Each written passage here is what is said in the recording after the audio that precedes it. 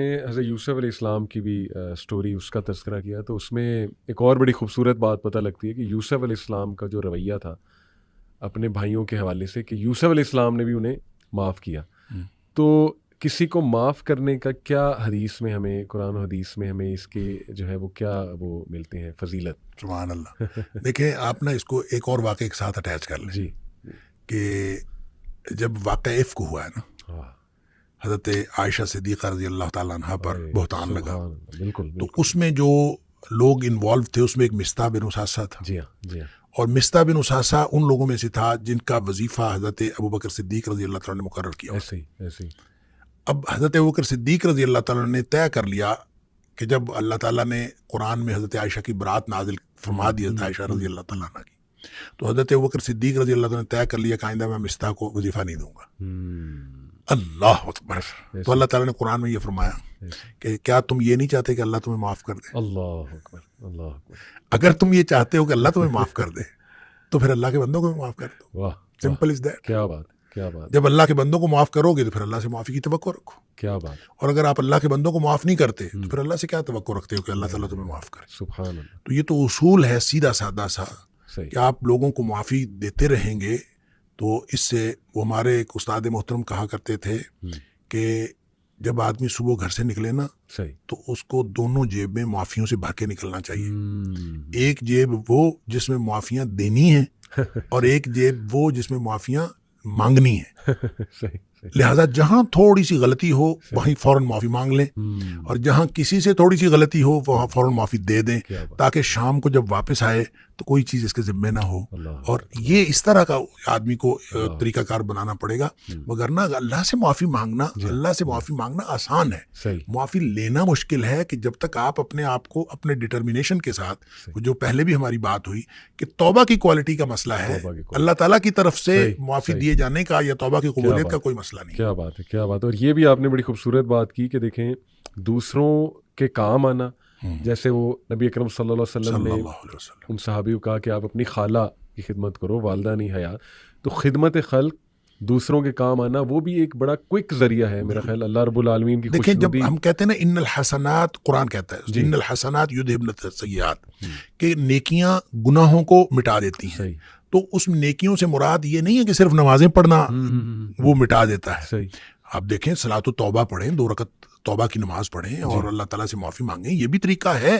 لیکن نیکیاں وہ ہیں جو آپ ساری دنیا سے جو آپ کی زندگی کے اندر انوالو ہے سب سے نیکی کرتے ہیں. اس میں حقوق اللہ والی نیکیاں بھی شامل ہیں، اس میں حقوق العباد والی نیکیاں بھی شامل ہیں. جب وہ نیکیاں کریں گے تو آپ سمجھ لیں کہ توبہ اس کے ساتھ جڑی ہوئی ہے. اب آپ ان نیکیوں کے ساتھ توبہ جڑی ہے، نیکیاں کرنا شروع کر دیں تو خود بخود جو ہے وہ جو 99 قتلوں والی حدیث ہے اس میں بھی تو یہی کہا گیا فاعبد اللہ معہم، جا کے ان کے ساتھ بندگی شروع کر دے. کوئی نہ تو چلہ کاٹنے کے لیے کہا گیا، نہ اس کے لیے کوئی خاص جا کے کہا کہ ان کے ساتھ جا کے بندگی شروع کر دے. تو گویا اللہ کی بندگی میں حقوق اللہ بھی آتے ہیں، حقوق العباد بھی آتے ہیں.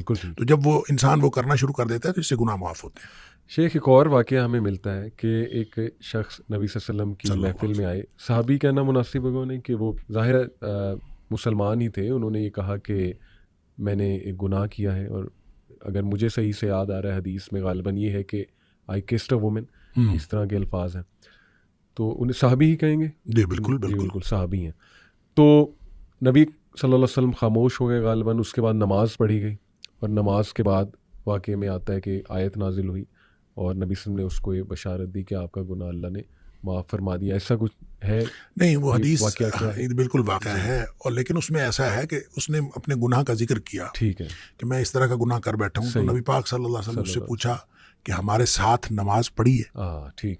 اس نے کہا جی پڑھی ہے. آپ فرمایا جا تیرا گناہ معاف. اللہ اکبر سبحان اللہ. تو اس کے لیے نبی کریم صلی اللہ علیہ وسلم نے فرمایا جو 2 نمازوں کے درمیان گناہ آتے ہیں، جب آدمی نمازیں پڑھتا ہے تو ایک نماز سے دوسری نماز کے درمیان جو گناہ آتے ہیں وہ اللہ تعالیٰ معاف کر دیتا ہے. صحیح.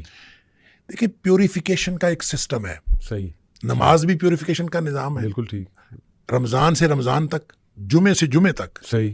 یعنی ایک جمعہ پڑا ہے دوسرے جمعے تک، ایک رمضان سے دوسرے رمضان تک، ایک عمرے سے دوسرے عمرے تک، ایک حج سے دوسرے حج تک. اچھا، یہ درمیان میں جتنے گناہ ہیں یہ جب اللہ تعالیٰ معاف کر دیتا ہے جو حدیث میں آتا ہے تو یہ صغیرہ گناہ ہے. صحیح. چھوٹے گناہ ہیں جو بغیر توبہ کے معاف ہو جاتے ہیں. بالکل ٹھیک. جو کبیرہ گناہ ہیں وہ بغیر توبہ کے معاف نہیں ہوتے. بالکل صحیح. اور اگر اس میں کسی بندے کا حق انوالو ہے تو جب تک حق ادا نہ کیا جائے اس وقت تک معاف نہیں ہوتے. لیکن صغیرہ گناہ جو چھوٹے چھوٹے گناہ ہیں یہ معاف ہو جاتے ہیں. لہٰذا جب کبھی بھی بات کی جاتی ہے کہ نماز سے یا روزہ رکھنے سے گناہ معاف ہو گئے ٹھیک اور درمیان میں آنے والے گناہ معاف ہو گئے تو ان گناہوں کا تعلق صغیرہ گناہوں سے. اور ویسے بھی اللہ تعالیٰ نے سورہ نساء کے اندر اور اس کے علاوہ آگے جا کے 28ویں پارے میں اللہ تعالیٰ نے 2 جگہ پہ کم از کم قرآن میں یہ فرمایا ہے کہ چھوٹے چھوٹے گناہ جو ہیں ہم تمہارے ویسے ہی معاف کر دیں گے. تم بڑے گناہوں سے تو بچو, بڑے گناہوں سے تم بچ جاؤ, چھوٹے گناہ ہم تمہارے ویسے ہی معاف کر دیں. اس لیے یہ تو ایک بڑا شاندار سسٹم ہے, پیوریفیکیشن کا نظام ہے. نماز دیکھیں, نماز کے بارے میں ایک حدیث آتی ہے, میں اس حدیث کو جب پڑھتا ہوں مزہ آ جاتا ہے کہ نبی کریم صلی اللہ علیہ وسلم نے فرمایا کہ تحترقون تحترقون, تم لوگ جل رہے ہوتے ہو. اب دیکھیں نبی اکرم صلی اللہ علیہ وسلم کا کلام وہ ہے جن کو اللہ نے فرمایا, اللہ تعالیٰ نے نبی پاک صلی اللہ علیہ وسلم نے, اللہ نے مجھے اوتیت الجوامع الکلم, مجھے کلام کی جامعیت عطا کی گئی, یعنی تھوڑے الفاظ سے زیادہ مفہوم نکلتا ہے. وہ اللہ کے نبی دہرا رہے ہیں تحترقون تحترقون, تم جل رہے ہو, تم جل رہے ہو, گویا گناہوں کی بھٹی میں جل رہے ہو. حتی اذا صلیتم الفجر, یہاں تک کہ تم فجر کی نماز پڑھ لیتے ہو, غسلتھا, وہ اس کو دھو ڈالتی ہے. ثم تحترقون تحترقون, پھر تم نکلتے ہو تو پھر وہی دنیا ہے, وہی گناہ ہیں, وہی آنکھیں, وہی سماعتیں, کہاں کہاں تم پھر رہے ہو اور گناہ ہو رہے ہیں. شکر ہے آگے ظہر کی نماز کا وقت آ جاتا ہے. حتی اذا صلیتم الظہر غسلتھا, تم ظہر کی نماز پڑھتے ہو, اس کو دھو ڈالتی ہے. یہاں اسی طرح نبی پاک صلی اللہ علیہ وسلم نے 5 نمازوں کا ذکر کیا. ثم تحترقون تحترقون, پھر تم گناہوں کی بٹی میں جل رہے ہوتے ہو, آگے نماز آ جاتی ہے, غسلت, اب اس کو دھو ڈالتی. لیکن جب عشاء کی نماز کی بات کی نا تو آپ نے فرمایا کہ حتی اذا صلیتم العشاء غسلتھا, وہ اس کو دھو ڈالتی ہے. اس کے بعد آپ نے ثم تحترقون نہیں فرمایا, آپ نے فرمایا تو ثم تنامون, پھر تم سو جاتے ہو, پھر تم سو جاتے ہو, پھر تم سو جاتے ہو. فرمایا پھر کچھ نہیں لکھا جاتا, یعنی پھر گویا وہ جو تحترقون ہو رہا تھا, گناہ ہو رہے تھے, وہ گناہ ختم ہو گئے. سوئے ہوئے کے آدمی کا تو کچھ نہیں لکھا جاتا. ویسے بھی نبی پاک صلی اللہ علیہ وسلم فرمایا رفع الاقلام عن ثلاث, 3 قسم کے لوگوں سے قلم اٹھا لیا جاتا ہے. تو سوئے ہوئے سے قلم اٹھا لیا جاتا, تمہارے اوپر کچھ نہیں لکھا جاتا. حتی تستيقظوا, جب تک تم جاگ نہ جاؤ اس وقت تک کچھ نہیں لکھا جاتا. اچھا, اس کا مطلب یہ ہے کہ جو نہیں سویا عشاء کے بعد تو وہ تو تحترقون تحترقون ہو رہا ہے. تو یہاں سے ایک مسئلہ نکلتا ہے کہ ہم جو عشاء کی نماز پڑھ کے جاگتے رہتے ہیں اور 11-12 بجے تک جاگتے رہتے ہیں, تو ہم گناہوں کو سمیٹتے رہتے ہیں اور غسلتھا کیے بغیر سو جاتے ہیں. یہ اتنا بڑا رسک لیتے ہیں ہم. اس لیے نبی پاک صلی اللہ علیہ وسلم نے حضرت ابو ہریرہ رضی اللہ تعالیٰ عنہ کو فرمایا تھا کہ ابو ہریرہ سونے سے پہلے وتر پڑھنا نہ بھولنا.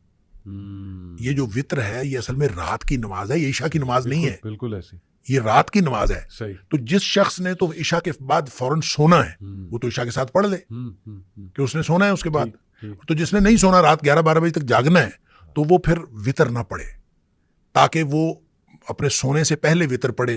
وہ جو جتنا کچھ تحترقون ہوا ہو اس کو غسلتھا کر دے اور پھر آدمی سو جائے. تو یہ پیوریفیکیشن کا نظام ہے, ایک تطہیر کا عمل ہے. اور یہ اللہ تعالیٰ نے سسٹم بنا دیا ہے, اور اسی سسٹم کے تحت ہے کہ بڑے گناہوں سے تم بچ جاؤ, چھوٹے اللہ تعالیٰ ویسے معاف کر دے.